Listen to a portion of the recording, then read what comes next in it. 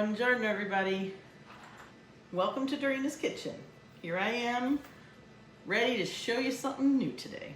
It's not really something new. I'm sure most people have made some version of this before, but today I'm going to show you how to make my pasta al forno, which means baked pasta, where in America most people are used to baked ziti. But honestly, my favorite is rigatoni. So in Italy, it's called pasta al forno, which means pasta that's in the oven pasta. So that's what we're making today. There's a reason. You know, sometimes I make stuff just because you all want it, and sometimes I make stuff because Pasquale and I want it. But today, Carlo is here with a bunch of his friends that have all come down. There's 5 or 6 of them, and we are going to make a nice big lunch for them. So that's why, you know, when I'm making it for a bunch of them, this is a nice thing. I can put it together, throw it in the oven. It's ready for when they get here. So, first thing I'm going to do right now, though, is I am going to throw, I already had my water boiling, so I'm going to throw my pasta in the water to cook. So, I've got my big pot of water boiling here. Actually, I don't think I salted it. So, 2 big tablespoons.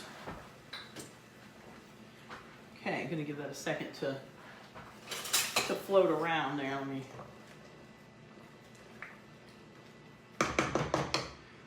Don't forget to salt your water, and salt it well.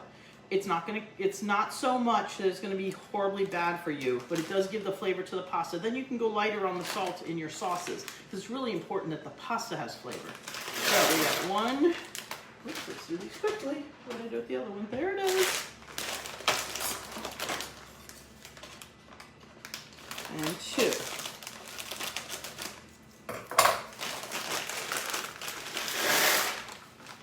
I think 2 pounds should be enough in case I know somebody's going to ask me. So I use a brand called Granoro, Granoro. I've said this on here before.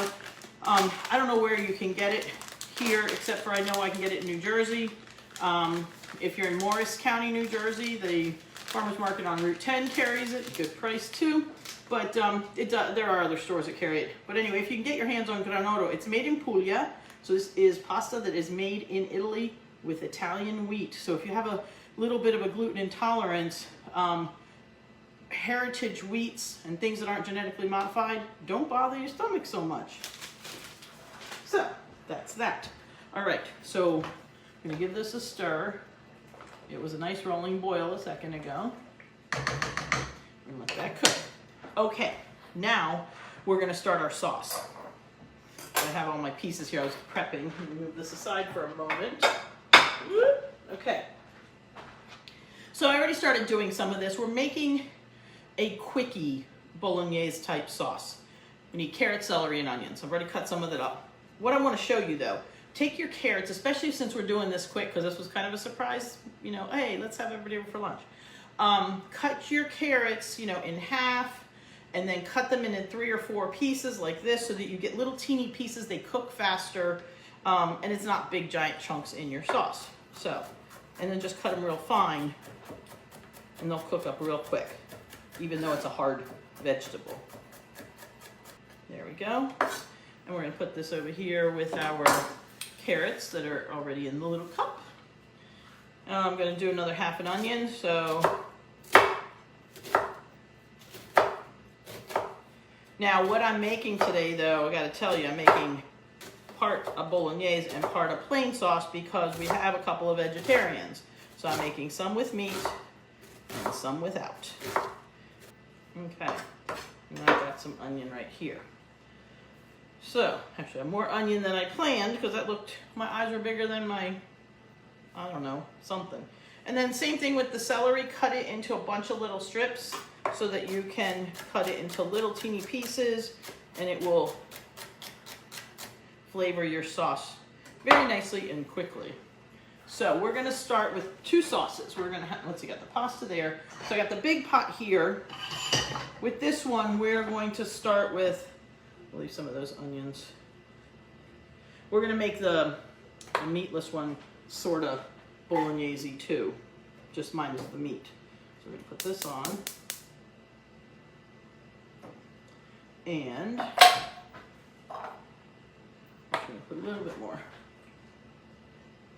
I think I cut too many onions. Whoop, that's okay. We'll use them for something else, like breakfast. We're going to put in celery. Leave a little bit for those guys. And some of the carrots. So we're going to let these cook down until they're nice and soft in the olive oil.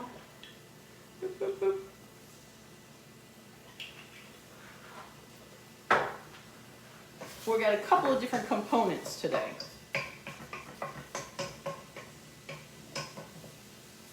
Okay, we'll let those babies cook. So, we're going to have some regular sauce.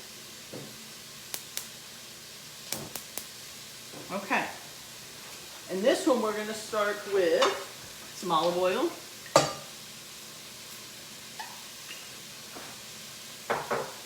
Also some onions. Now this isn't my normal tomato sauce, but we're making this a little more substantial today because of putting it in the baked pasta. So we're going to start with some of these same things. We're just not going to be putting any meat in it. Okay. Those are nice and empty. Let's make sure we got all the little pieces. That's a garbage can now. Okay. I think we got enough onions. We're going to onion out. All right, so while these start cooking, one last thing. Oh, it's right here. Sorry. The garlic. Can't make a sauce without the garlic. So we got 2 pots of sauce going. One's going to have meat in it in a few minutes. And what we're going to do to enhance the vegetarian one, we're going to put some vegetables in it. There we go. 2 big ones, 2 smaller ones. So we're going to just rough chop these. Not too small, because I'm going to go ahead and put them in now. So I want them to be kind of closer to the size of what's already in there cooking so they don't burn. And they're sitting on top anyway, so they'll soften while the other stuff cooks. Again, you can put the whole clove in, the big giant clove, and just let it flavor the oil with everything else and then pull it out if you don't like. I love garlic. Just not too much of it. I like just that right amount. Okay, we got these babies cooking. Oh yeah. This one's on the big burner. Let's turn it down. We got the pasta cooking. Now what we're going to do is we're going to cook the pasta to a strong al dente, because it's going to go in the oven and cook some more. So we don't want it to be too, make sure it's not too mushy. Okay, it's very important, very important. Okay, so while these babies are cooking, actually I'm going to put this on the back burner. No, I want you to be able to see. How are we going to do this? Well, you're going to take my word for it. So I need the bigger burner. Okay, we are going to start making some bechamel sauce. You do not have to make baked ziti with bechamel. I love bechamel. We're going to make 2 kinds. We're going to make some with ricotta and some with the bechamel, just so you can see how I make it both ways. And I'm going to make each tray half and half so the kids can taste it both ways. So what we're going to do is first, I've got my pot on. I'm going to warm up. This is 4 cups of milk. I'm making a little extra because I'm making 2 of these. Usually my recipe is a 3-cup recipe. So we're just going to warm up this milk. Once it's warm, put that in there. I'm just going to take it off because when I'm making my bechamel, you know, we're going to pour the warm milk in, but we really want it. It goes so much quicker that way. So anyhow, okay, now let's talk about the ricotta really quick, because some of it's going to be ricotta, and I'm going to show you how I mix that up. Let me tell you something about ricotta if you're going to buy it, okay? Most of your ricottas in the store have too much crap in them. So there's a brand called Galbani, and there's other ones as well. You want their old-fashioned or their classic or their Italian or their country, all those words. Read the ingredients. It should have about 3 ingredients. Milk, hold on.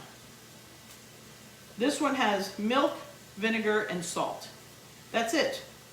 Then it says contains milk. I guess if you have an intolerance, I guess you should know there's milk in it after they told you the ingredients. But milk, vinegar, and salt. That's what makes ricotta. If you look at some of the other ones, They have milk and carrageenan and guacamole. I mean, all these crazy ingredients that you can't pronounce. It's like 5, 6, 8 ingredients. If you're gonna buy ricotta, buy the plain old milk, vinegar, and pinch of salt ricotta. It's regular, normal, just right, okay? So please, read your labels. So we're just gonna warm the milk and then I'm gonna pull it off and then we're gonna make our bechamel. So somebody, actually, I think it was Claudia Marzella, was asking about the bechamel sauce. I hope you're watching today because we're making bechamel. I've made it before, but I guess you missed it. So let's stir some of these things here. Oh yeah, they're getting a little golden, they're cooking down. Let me turn this one down lower. And this one is on the little burner. Oops, I turned it off by accident. There we go, well they're still cooking. There we go. And the pasta. Let's check this, see? See, this is the stuff that we put together, and then it's just about assembly. I can tell it's not big enough. It's not quite, let's see. Actually, just the right amount of salt, because you want to taste it, but you don't want it to be overpowering. 1 more minute, and it's just about ready. Okay, so this one is the meat sauce. I'm gonna go ahead and throw the meat in. Oh, now, I've got 2 pounds of organic ground beef in here. Let's see if I can do this without. I use my mix and chop so often that most of the time it's not in the drawer. It's in the dishwasher or the sink. Got that all nice and broken up and spread out. Out to the side. Okay, and now it's time to take the pasta out. So I'm going to just grab a big bowl.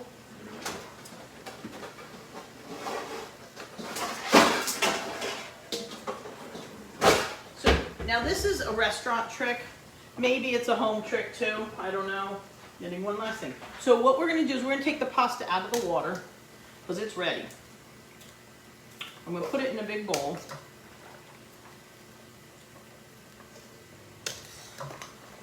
Having a bunch of things going all at once, this is my happy place. I feel like a magician, you know? It's awesome. These things are the best because sometimes picking that thing up, one time, holy cow, I poured the water out and for some reason it splashed off of something in the sink and it spilled all over my belly. I had a burn mark right across my chance line, which was horrible. Okay, so now we've got this big pot of pasta. I'm going to turn this off. All right, so we've got a little bit of vegetables in there to give it some extra flavor.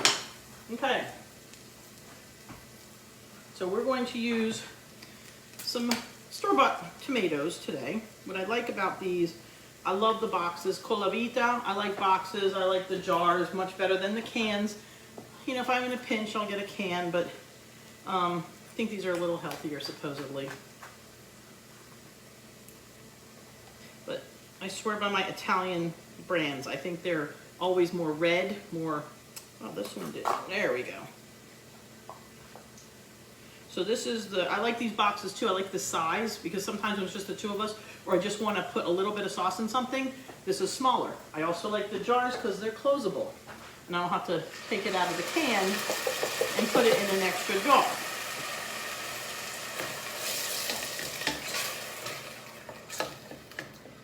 I need some water. This was kind of a last minute decision on what I was making today, so I'm going to put a little water in there. Because you don't want a really thick sauce when you're making this because you've got so many things going on and you want it to spread around. I'm going to put half of this in, this one, and then the rest I'm going to put in here in just a second. I want the meat to be a little bit more browned before I, let's see here, turn it back a little higher. I had turned it down because I was afraid it was going to get too cooked. Let's break this up. So now, you know, this may seem like I'm trying to do a lot on one of these little shows. You know, we're doing 2 different kinds and this and that. But see, this is life, okay? Sometimes you're making a beautiful bolognese sauce, all of a sudden you find out some of your company's vegetarian. Well, you know, what are you gonna do? Make an extra little pot of sauce on the side, throw a little bit of the veggies in so it gives it some of that bolognese-ish flavor, because it, you know, bolognese sauce doesn't really have that much tomatoes in it. Usually it's a meat and vegetable sauce. Okay, this is good. But when you're making something like this, you need some kind of a glue to hold it all together, so we put more tomato in there. Ugh. The one good thing about tomato sauce is that, you know, you can never make too much because it stores and freezes. So, you know, don't ever think, oh, should I make some more? Just make some more. You can use, because, you know, there's a lot of things you can do with tomato sauce. You can make leftover tomato sauce. You can make sloppy Giuseppes. You can add a scoop to soup. You can just make some like fried steaks with sauce, with tomatoes and garlic and some hot pepper. Yum, yum. So you can always use some tomato sauce. Okay, let's see. We can stir all these different pots up like a, yeah, I'm not going to do two hands at once because I know something will fall on the floor, my luck. Okay, I don't need that anymore. Everything's all nice and broken up.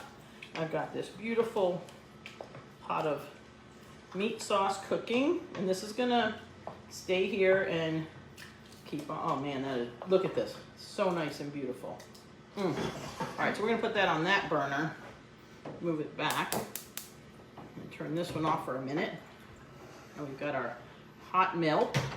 We've got our little smaller pot of sauce, which is actually a beautiful, look at this, how pretty it is. Nice, that colavita tomato, those colavita tomatoes and that, what are they called? La squisita tomatoes. They're also nice and red. Much deeper red than I hate saying it, I'm sorry, but the American brand tomatoes. Okay, this pasta here real quick. Before we let it go, we're gonna grease it up a little, just a little.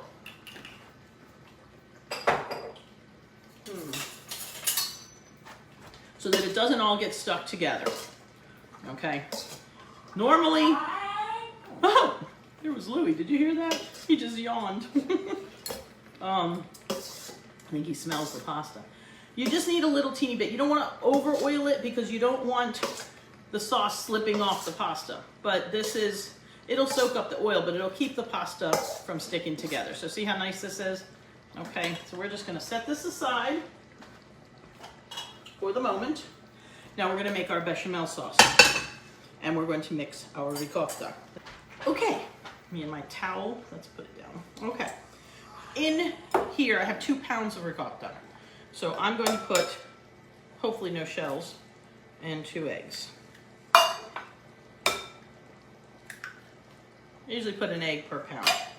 And we are going to flavor this with some nutmeg, because you know I love my nutmeg. And actually this is going to go in the bechamel also. Gotta get my handy dandy scraper. What do you call it? My thingy. My zester. My microplane. All those words it has. And I really do like this little short one. You know, a lot of them are like this long. I like this one. It is my Pampered Chef one, but I do like it. It's nice and sharp. Sharper than my long one used to be. And it's easier to hold. It's long, you know, this little short thing. And it's easier to store in the drawer too. Okay. So we're going to mix this up. You can put anything you want in this. We're going to put a little bit of my oregano from Italy. You can spice it. You can put hot spicy stuff in it if you want. We're going to put some regular, let's see, some regular salt and pepper. A little black pepper. Sometimes I'll put the white pepper in. I actually really like that.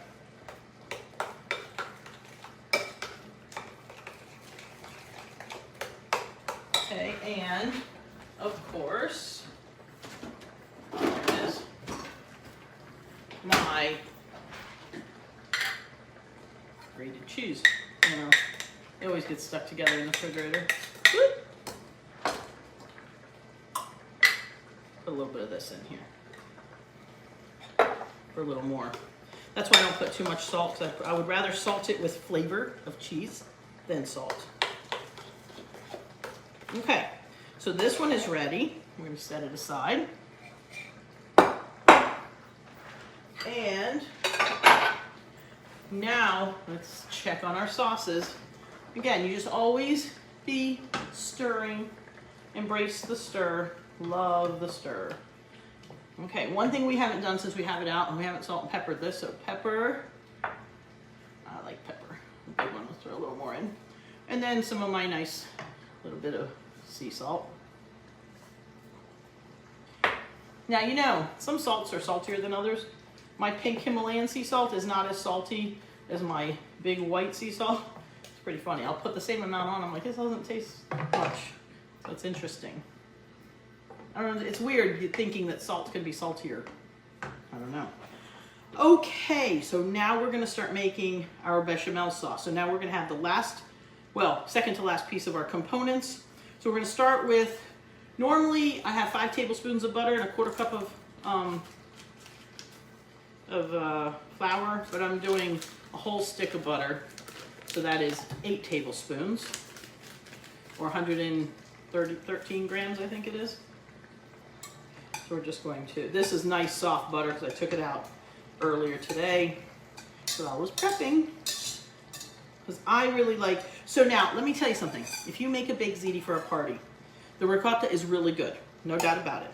But I'm telling you, if you make it for someplace like the kids' soccer team or somebody's christening or whatever, birthday party, make the bechamel one just because it's different. And everybody's like, oh, why is your baked ziti so creamy? I'm like, oh, because I make it the Italian way. They use bechamel sauce in their lasagna. So, and in fact, most of the time in Italy, if you get a pasta al forno, it doesn't have ricotta or even bechamel in it. Most of the time, it's the meat and then some mozzarella.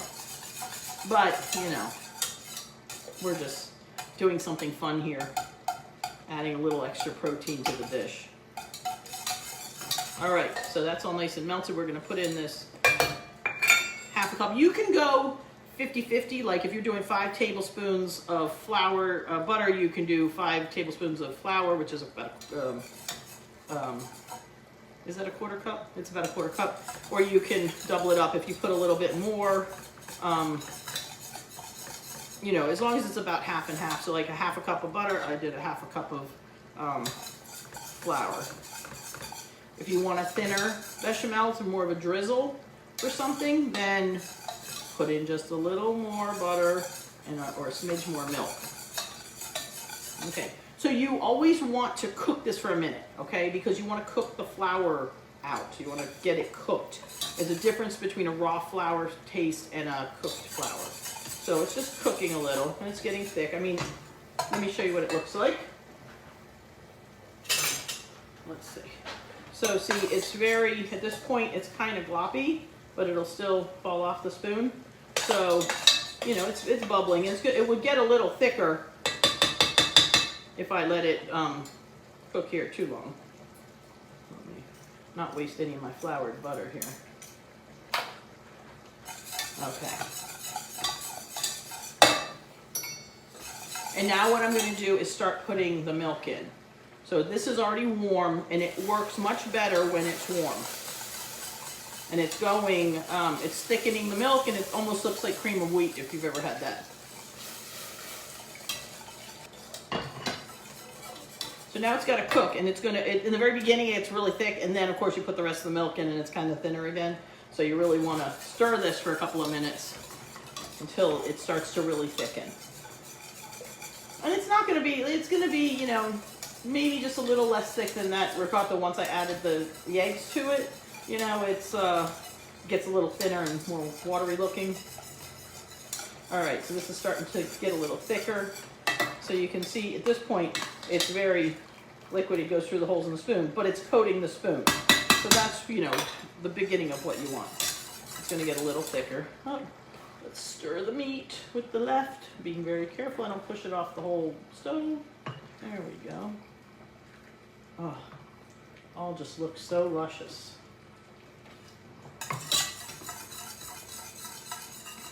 Yeah, this is getting thicker, so I want to show you. It's getting, you know, now it's still going through, but it's staying in the, you know, it's a lot thicker on the spoon. And what happens, you see it bubbles around the edges. And love stirring.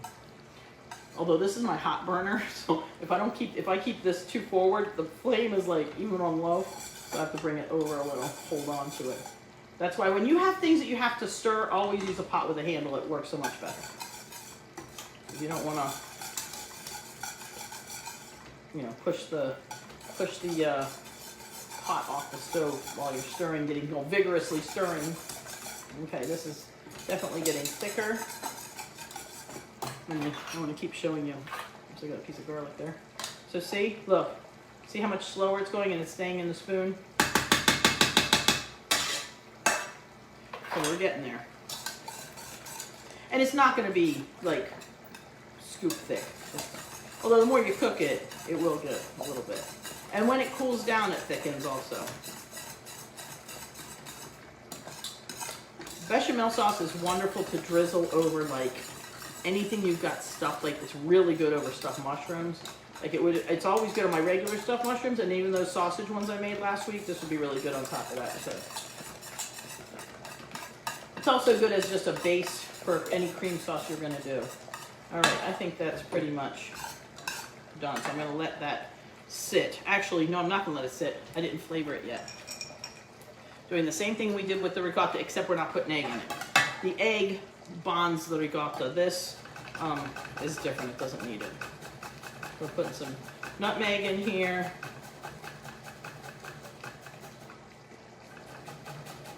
For some reason, the nutmeg flavors the bechamel stronger than it does when you put it in the ricotta. I don't know why. Oh yeah. Little pinch of salt. Now this we're not putting cheese in. That we're going to put in separate. Making sure this isn't sticking, and it's not. It's cooking nicely on low. It's bubbling away. It's a little white pepper. I like it that way. It's a little different hint of pepper flavor. Okay. All right, that's that. Time. Wait a minute, we got a little bit of cheese here that I kind of dropped before. I'm gonna throw it in the ricotta. Okay, you know, I can't give a bunch of college boys just pasta and meat or pasta and cheese. Gotta have some veggies. So, we are going to, actually, well, we're gonna make it fit. So this is my good old, my fry pan, my da terra cucina, which I love. So we are going to warm this pan up and put some olive oil, because you gotta have olive oil. A nice coating on the bottom. And now some garlic, as per usual. Actually, there's another big one right there. So hold on, I'm gonna put this aside for a second. Is it gonna stay? Yep. So what I have behind me, those greens, some people will call it chicory, cicoria in Italian, which is a very broad term. It encompasses a lot of greens. It's basically your bitter green. So what you can, this particular one here, I bought it under the name of curly endive, or curly endive, as some people will say. Yeah, whatever.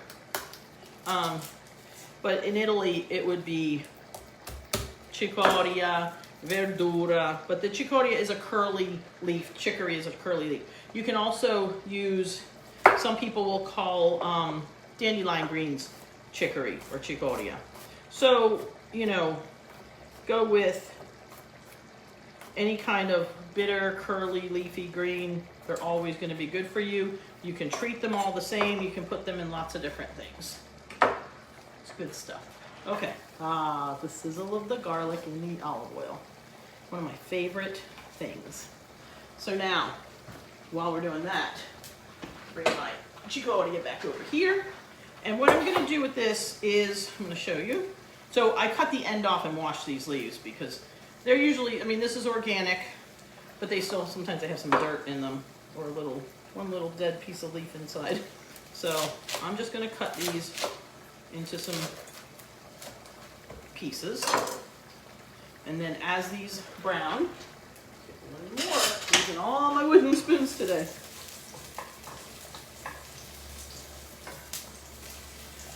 I just want them to start to sizzle and get a little teeny bit golden. I don't want them to burn, because once I put this stuff in, it's going to be a whole different story. And then we're just going to wilt it down, toss it in the oil. This is not like broccoli rabe, which has a much tougher, these, you know, kind of almost, this is almost lettuce-like. It's definitely softer. It doesn't take as long. You can eat it raw. It's a bittery, not really that bitter. It's just a little tougher, let's say, than your standard lettuce. So let's put this in before those burn.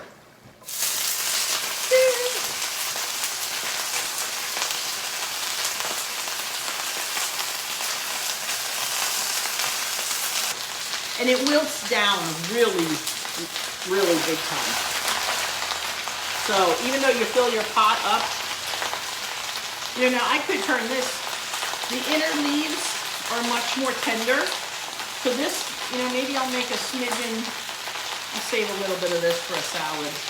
Because you cut this up and mix it in with your regular lettuce, and it's just so nice. I'm gonna save this little bit. You just take it from underneath and turn it over. And take it from underneath and turn it over. You know, take it from under this side, turn it over. It's pretty easy if you're just careful. And then it wilts down. I am going to put a little more olive oil in it. Just because I put a lot more greens in there. Just mix them up. Look at how they're already cooking down. So I was thinking, I was debating whether, you know, you could throw that into the pasta, but I'm going to have this as a side dish. If I'm serving these boys, I want them to have some vegetables. So we're going to start with this. Now, I don't want to mix the sauces. What I'm going to do here, see how they stayed nice? They broke up, you know, they didn't get all stuck together with that, just that. It was probably a tablespoon of olive oil I put in. What I'm going to do right now is take a little bit of the plain sauce and just stir it around here. You all never, ever, ever start anything with plain pasta. It's always got to be sauced. Even if it's just, look, see how it's just pink? It's got to be wet with the sauce. One with the sauce, because that already starts infusing the tomato sauce flavor into the pasta, and you're guaranteed that inside here you won't get any white pasta. Okay, let's turn those babies off. I think they're done. Oh yeah, look at how much they cook down, but that should be a good scoopful for each of the boys. My bigger scoop thing, because if I steal it with this, it's going to take me all day. Okay, so we're going to make one of these.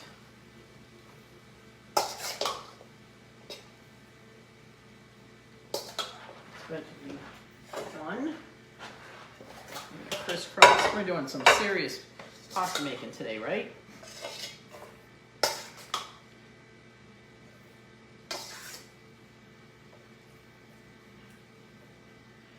Two. And this one, we're probably going to end up making an extra one. But we don't want to fill these up too much, because we are putting all this other stuff in. So, here's what we're going to do. Get rid of that. All right, so we've got some bechamel here.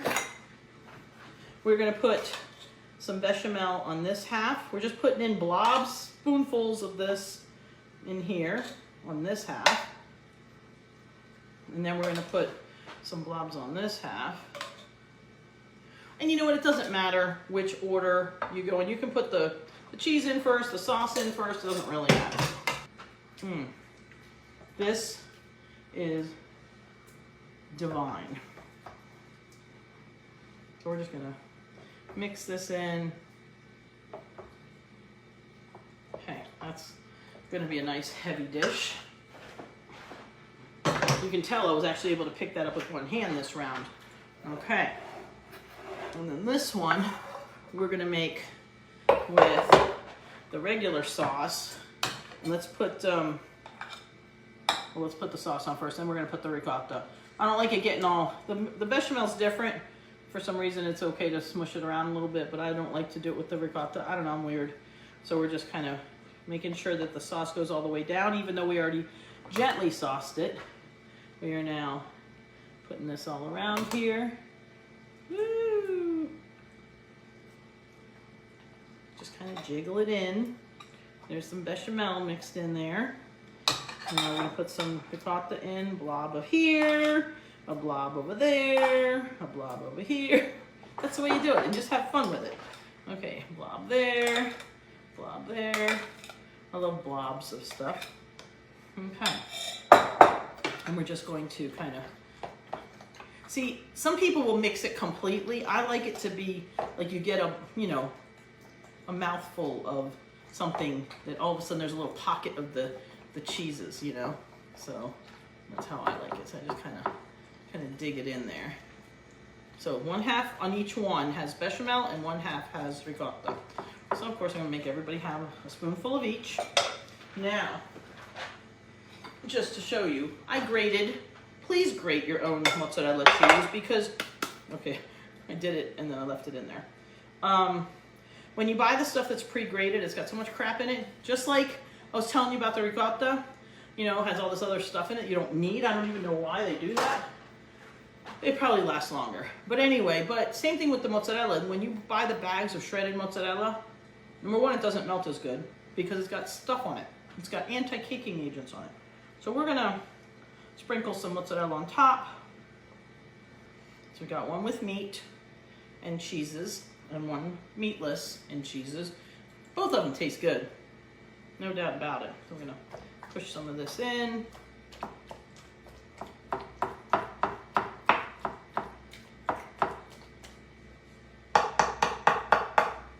And just put a little more on top since I have it. And then, of course, you gotta put some of this cheese on top. Ooh. Now there is another thing you can do. You can put breadcrumbs on top of these, and it's like really nice. Almost like, you know, like a mac and cheese, an American mac and cheese. I mean, no, I like American mac and cheese, I'm just joking. But, you know, you can breadcrumb the top too, and it gets nice and crispy in the oven, so it's really nice. Now, I always save some sauce because once this is out, then I put a little more sauce on top. So you could bake this, I could put more sauce on it now. It's all up to you. I'm gonna put a little bit of the tomato sauce around the edges. I want them to crisp up. I love those top pieces that are like crunchy and almost burnt. That's just me. But, you know, just put a little bit around the edges here where it's kind of a little bit naked. You want to put a little bit down the middle, that's fine. But we want to save some to put on top. That's why I always make a little extra of plain tomato sauce too, because the meat sauce doesn't really, you know, make a nice, you know, it doesn't drizzle like a you know, just a tomato sauce does. So there we go. So I'm gonna put these two in the oven. One vegetarian, one meat. Oh my God, the meat one is definitely heavier.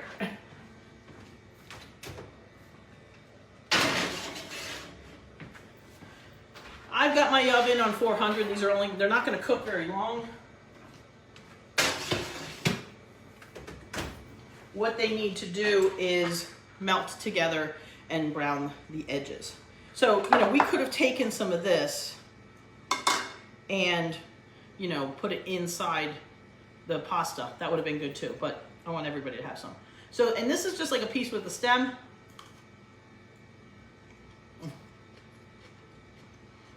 I don't know why I couldn't bite it off, but anyway, nice and soft. So it doesn't get overly, you know, they're not tough like some of the other more like kale has real tough stems. But if you cook them right, you can make those tender too.